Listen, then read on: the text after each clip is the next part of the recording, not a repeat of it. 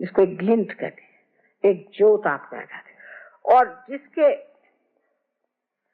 आज्ञा की चमक आ गई, ऐसे आदमी की दृष्टि भी अत्यंत शुद्ध होती, इतनी शुद्धाई होती है कि जिस पर पड़ जाए उसका शुभ हो जाए। ऐसी व्यक्ति की सारी आकृति ही शुद्धाई होती, उस आकृति की काट छाट करने की जरूरत नहीं, क्योंकि वो सारी आकृति ही उसी बनी रहती है कि उसके खड़े होते ही उसके व्यक्तित्व में वो चीज होती है कि मनुष्य एकदम से ही उसको पा करके शुभ का लाभ होता है। हमारे यहाँ शुभ की बात बहुत करते हैं, लेकिन ये नहीं जानते कि शुभ और अशुभ चीज क्या होती है। जब कोई चीज शुभ होती है तो उसमें से चैतन्य बहना शुरू हो जाता है, उसमें से चैतन्य जब बहे तो सोच लेना ये चीज शुभ है और नहीं तो नहीं। तो पहली चीज जब हमारे अंदर आती है, जिसे कि हम निर्विचार समाधि कहते हैं, जो बहुत मुश्किल से लोग पाते थे पहले जमाने में, वो आपको एकदम स्थापित हो जाती है, आप निर्विचार हो जाते हैं। और इसको प्राप्त करने के लिए कोई सा भी विचार मन में आया, तुझे क्षमा कर दिया, क्षमा क्षमा क्षमा, ये ईसा मसीह ने हमें सिखाया है। ईसा मसीह दूसरे तीसरे कोई नहीं है, ये श्री गणेश का अवतरण संसार में हुआ। सारे उनका वर्णन आप अगर महाविष्णु का वर्णन पढ़ें देवी महात्म्य में तो आप जान जाइएगा कि साक्षात वही है। न तो वो ईसाई के हैं, न हिंदुओं के, न मुसलमानों के हैं, लेकिन वो सहयोगियों के, उनके सबसे बड़े भाई हैं। और वही जिस तरह श्री गणेश सबके पहले, सबसे पहले सहयोगी हैं, उसी प्रकार ईसा मसीह भी। ईसा मसीह का नाम भी बड़ा सुंदर लिखा गया, क्योंकि उनका नाम ख्रिस्त है। ख्रिस्त हिब्रू में उनको ख्रिस्त कहते हैं, ख्रिस्त कृष्ण से आया। राधा जी का ही स्वयं महालक्ष्मी का स्वरूप था, और राधा जी ने ही मेरी के नाम पर, नाम से ही जन्म संसार में लिया, और उन्होंने ही ये बच्चा पैदा किया है। ये आप अगर देवी महात्म्य पढ़े तो आप जान लीजिएगा। और उस राधा का ही ये पुत्र है जो श्री कृष्ण से पैदा हुआ। और जब वो बाप की बात करते हैं तो सिर्फ श्री कृष्ण की बात करते हैं। ईसा मसीह की सिर्फ 2 उंगलियां ऐसी रहती हैं, ये उंगली विशुद्धि चक्र की है जो कृष्ण की है, और ये नारायण। दूसरा नाम उनका जो जीसस है, उसको हिब्रू में यीशु कहते हैं। आप जानते हैं यशोदा जी का नाम यीशु ही होगा, उनको यीशु पुकारते थे, इसीलिए राधा जी ने सोचा कि इनका नाम यीशु लेते हैं। अब ये ईसाइयों को कौन जाके बताए और हिंदुओं को कौन जाके बताओ। जब मैं आपसे ईसा मसीह की बात करती हूँ तो लोग निकालते हैं कि माँ तो यहाँ सबको ईसाई बना रही है, और जब मैं वहाँ कृष्ण की बात करती हूँ सब लोग कहते हैं इनको मैं हिंदू बना रही। मुझे किसी को कुछ बनाने का नहीं, मुझे सिर्फ आप जो हैं, जो आपकी चीज खोई है वो आपको देने की है, बस। इन सब झगड़ेबाजी में मैं हूं नहीं।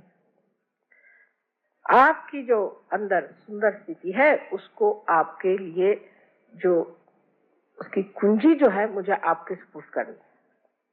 अब सबसे आखिर सहस्त्रार आया। सहस्त्रार माने ये कि 1000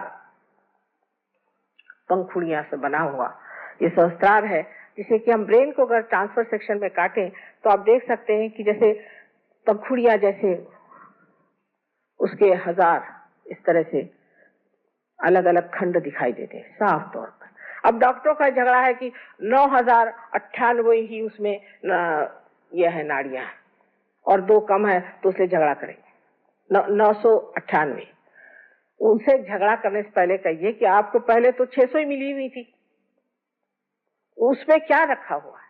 जिस वक्त में सहस्त्रार खुलता है तो जैसे कोई बड़ी सुंदर दीप शिखाएं जो कि शांत तापहीन है और जो कि अनेक रंगों से प्लावित है, साथ ही रंग जिसमें चमक रहे हैं, इस तरह से दिखाई देता है। कमल, सहस्त्रार का कमल इस तरह से खिलता है, और उसके अंदर कुंडलिनी जैसे कोई टेलीस्कोप खुलता है, इस तरह से खट खट खट खट ऊपर आकर के, और सोने के ढक्कन जैसा जो ये आज्ञा चक्र है जो कि सूर्य का बिंब उसमें है, उसको छेद करके यहाँ पर लिम्बिक एरिया, जो कि बीच में एक लिम्बिक एरिया जो खोखली जगह है जिसे लिम्बिक एरिया कहते हैं, उसमें से निकल करके और सहस्त्रार यूं खुल जाता है। उसकी वजह यह है कि जैसे ही आज्ञा चक्र को भेदती है कुंडलिनी, वैसे ही हमारे अंदर जो ईगो और सुपर ईगो इस तरह की जो संस्थाएं बनी हुई है वो खींच जाती है। इसीलिए कर्म आपके सब खा लिए कुंडलिनी ने, और आपके अंदर की जितने भी कुसंस्कार थे सब खा लिए, और दोनों की दोनों इस तरह से पीछे हट जाते हैं, और इस तरह से सहस्त्रार खुल के आपके ब्रह्मरंध्र से आपको कुंडलिनी की ठंडी ठंडी हवा मिलने लग जाती।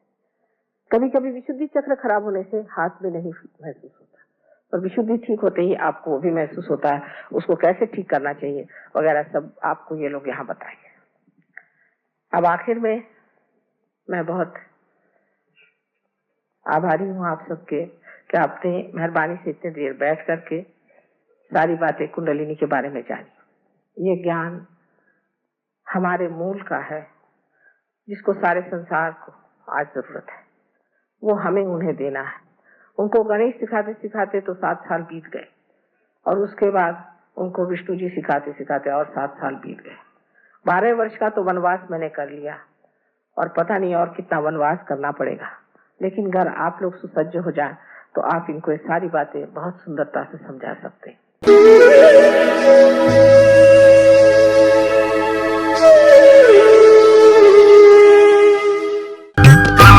सब्सक्राइब कीजिए कुंडलिनी जागरण को और प्रेस कीजिए बेल आइकन को, जिससे कि आपको मिल सके हमारी लेटेस्ट वीडियो सबसे पहले।